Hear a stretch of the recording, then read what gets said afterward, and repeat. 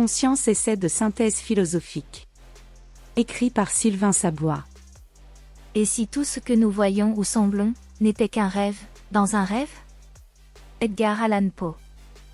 Si l'information est l'être de l'étant, quel est l'étant de l'être?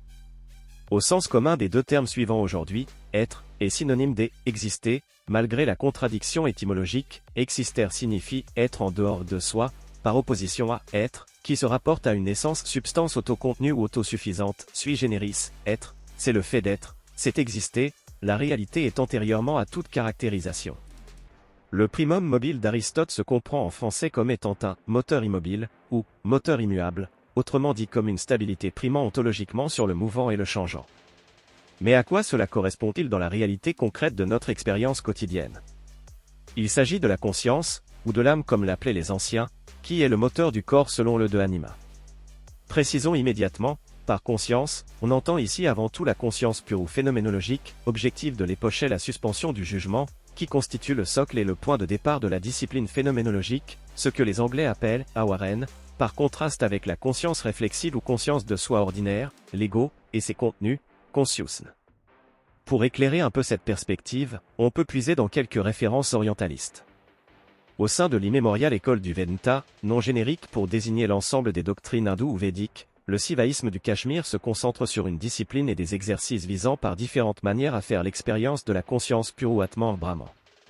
Plus tardivement, le Bouddha Siddhartha fait table rase dans la confusion des multiples conceptions de la spiritualité parmi les ascètes et brahmanes, la caste sacerdotale, en revalorisant la réalité première dans des sermons apophatiques qui comme souvent ont relativement échoué en ce que de nouvelles écoles et de nouveaux débats sans fin ont très rapidement fait leur apparition. Un intérêt notable du second selon moi, néanmoins, réside dans ce qu'il court-circuite le machinisme de la confusion mentale, les ruminations ou ratiocinations, en considérant l'activité mentale, les pensées, comme un élément de plus de la perception au même titre que l'activité sensorielle. On parle ainsi de 6 sens, ou 5 sens et un mental, esprit, au sein du bouddhisme.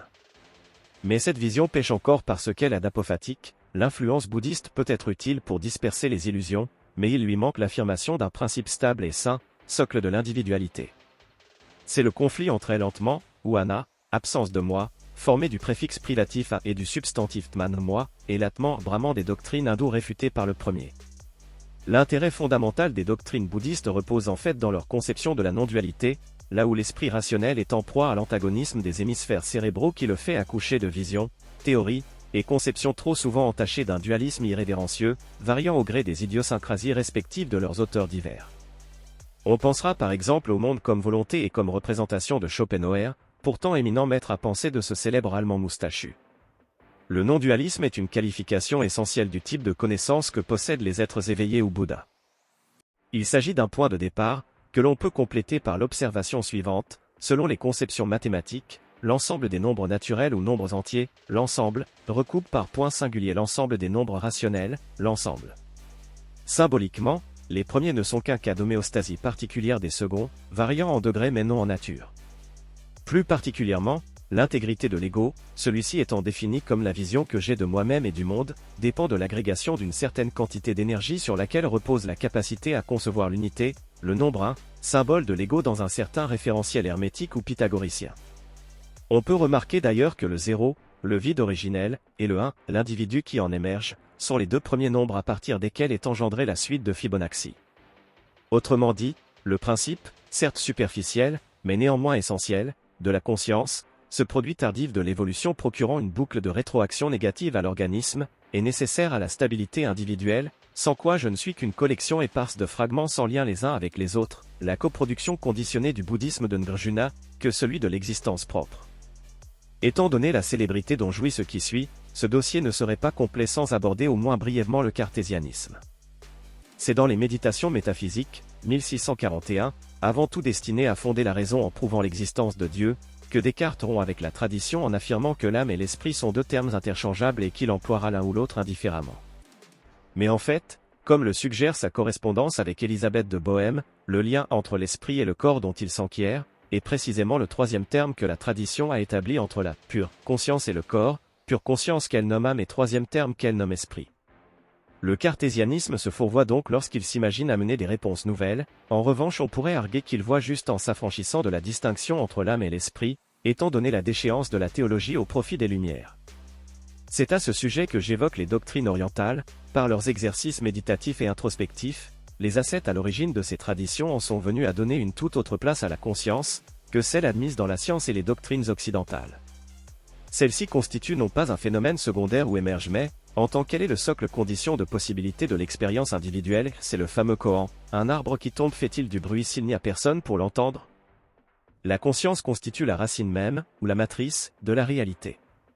Ainsi, si l'on constate que la conscience réflexive n'apparaît que tardivement dans le développement individuel qui se souvient encore de ses premiers instants, il est juste que celle-ci est le produit de l'interaction entre un principe plus simple et son environnement, c'est la conscience pure à partir de laquelle se développe la forme humaine, celle-ci est informée, formée, de l'intérieur, à la conjonction entre les ressources génétiques et le tumulte de l'environnement aidé. Perception. Tout ceci nous mène à une question fondamentale. Qu'est-ce que l'information ? Du point de vue de l'intériorité, il s'agit de ce que le système nerveux expérimente, ou, pour le dire de manière plus imagée, ce qui nous traverse. C'est la négantropie du corps qui, par l'intelligence, cristallise tout ceci en mémoire ou le dissipe dans l'oubli. Et Nietzsche ainsi que C.G. Jung remarquent que l'individu d'une telle espèce contient non pas seulement son être propre, mais toute l'information, génétique, remontant jusqu'aux origines de la vie et de l'évolution. Le tumulte de l'environnement et des perceptions est précisément ce qui constitue la gnose, ce que connaît l'individu à travers son système nerveux, à proprement parler. Et donc, la conscience peut certes être vue comme une extension de la matière, de la même nature que celle-ci, la conception de la conscience comme électrique ou produit des microtubules, selon Penrose, mais aussi, et surtout, comme son opposé complémentaire, son pendant sans lequel le monde matériel est dénué d'expérience ou d'expérimentateurs. Autrement dit, comme le rapporte un métaphysicien anonyme, n'être capable de concevoir la conscience que comme ce qui sent et opère, ne pas pouvoir la saisir en tant que conscience, en tant qu'elle est, dénote une pauvreté conceptuelle affligeante. Ainsi il y a bien un envers du monde matériel invisible et complémentaire de ce dernier, n'étant pas réductible à la manière dont il est perçu par l'empirisme sensoriel.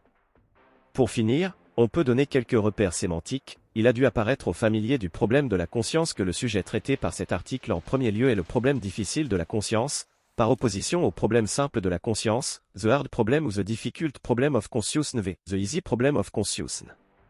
Cette distinction est approchée notamment en psychologie ou en philosophie de la cognition, mais elle trouve des applications jusque dans les domaines de l'ingénierie en intelligence artificielle ou de la robotique. Le problème simple peut se formuler ainsi: comment la conscience ou l'organisme intelligent perçoit-il diverses sensations? On invoquera pour y répondre des notions comme les ondes lumineuses ou sonores, les nerfs optiques, auditifs ou tactiles, et les signaux qui les traversent, etc. En d'autres termes, il s'agit d'un problème d'ordre mécanique. Le problème difficile, en revanche, se formule par des questions telles que: qu'est-ce que la conscience? Quelle place occupe-t-elle dans l'écosystème de la réalité, matérielle, spirituelle ou autre? Que sont les objets de perception, les qualia? Il s'agit en d'autres termes d'un problème d'ordre ontologique. Si le lecteur me demande de choisir entre le physicalisme, le spiritualisme, le dualisme ou un autre des différents courants entendant répondre à ces problèmes, je dirigerai vers la cognition incarnée, ou embodiment, de l'anglais embodied cognition. Le sujet de cet article s'achève ici, mais l'on pourra fournir au lecteur interrogé des pistes de recherche en vue de la réintégration de ce principe de conscience unitaire. Le système nerveux fut mis au jour grâce à l'observation et la dissection empirique, au nez et à la barbe de l'Église, par Léonard de Vinci. Mais il existe une cartographie alternative de ce phénomène physiologique, par la méditation introspective, les ascètes retranchés s'asseyant immobiles dans la position du lotus et restant ainsi des heures, voire des journées entières. C'est sous un figuier que le prince Siddhartha serait ainsi devenu Bouddha, observant ce qui s'élevait en leur fort intérieur. On suppose que c'est ainsi que fut établi le système subtil des chakras, ces rousses anesthésiques et nerveuses auxquelles correspondent les glandes endocrines physiques. Cet audio vous a plu ? Abonnez-vous à notre chaîne afin de recevoir tout notre contenu et soutenez-nous sur Tipeee, le lien est dans la description.